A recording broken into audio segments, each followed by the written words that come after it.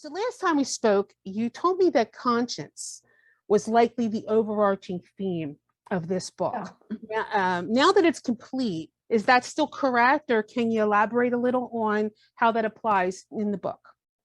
If it's still the accurate thing Yeah. you Yeah. say. Now, in earlier characterizations, I would have said loyalty or betrayal, all of those things. But conscience seems to sum up nearly everybody in the book.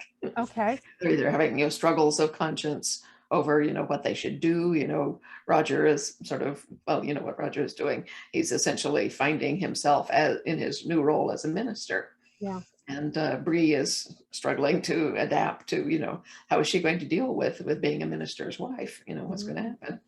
Mhm. And then you And have Jamie finding a doing way his to support muffin him. thing, and Yeah. And then she's also finding another side of herself with her artistic ability. So as well as, I mean, almost all of the scientists I know are also very artistic. And that's because science and art are essentially the same thing. They're the capability of drawing patterns out of chaos. right. And when you're a scientist, you deal with the real world, but you delineate your circle of research essentially, and then you look for the patterns within it. Sometimes the pattern will lead you right off the map and you go someplace else. Other times the pattern is relatively clear, but you need to find supporting evidence for your hypothesis that what you think you see is really there. Mhm. Okay, in a work of art, whether that's a painting, a sculpture, a piece of music, or the written word and so forth, the same thing is essentially happening.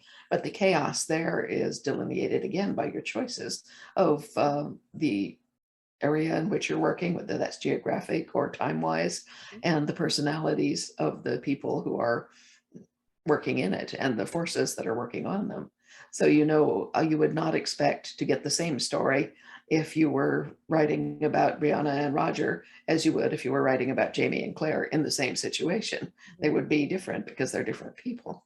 Right. But the patterns between each couple work out. So Yeah. essentially we have 3 of them in season 6, and probably more of them in the book.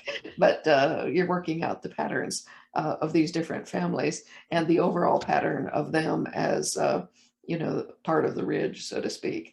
Mhm. We start with Jamie building this, as Brianna says in the letter to Lord John, my father is building his own fortress, and Fortress. that is what he's building.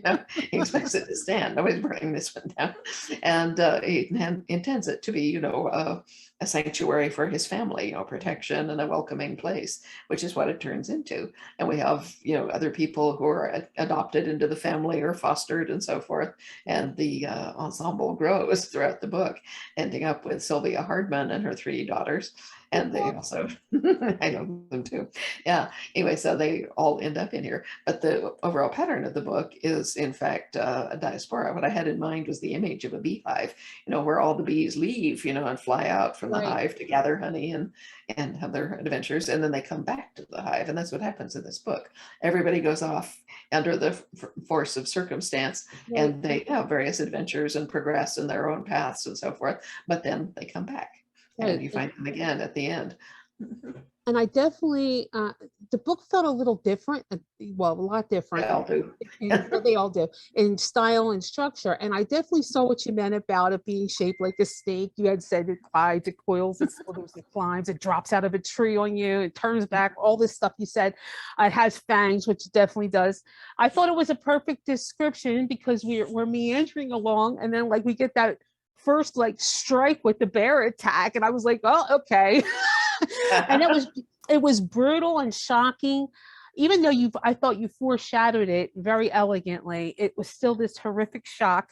And it was very much like, I felt like, okay, this fits right in tone with the prologue, because it's Yeah. almost like you had a sense something was coming because you kept like dropping little things about this bear. But when it happened, I was still equally as shocked when it happened. So it didn't give anything away. So it's very elegantly done. Some people are calling this a bridge book, that its purpose was to bridge 8 and 10 rather than have its own story. What is your response to people that say that? Can have more than one function.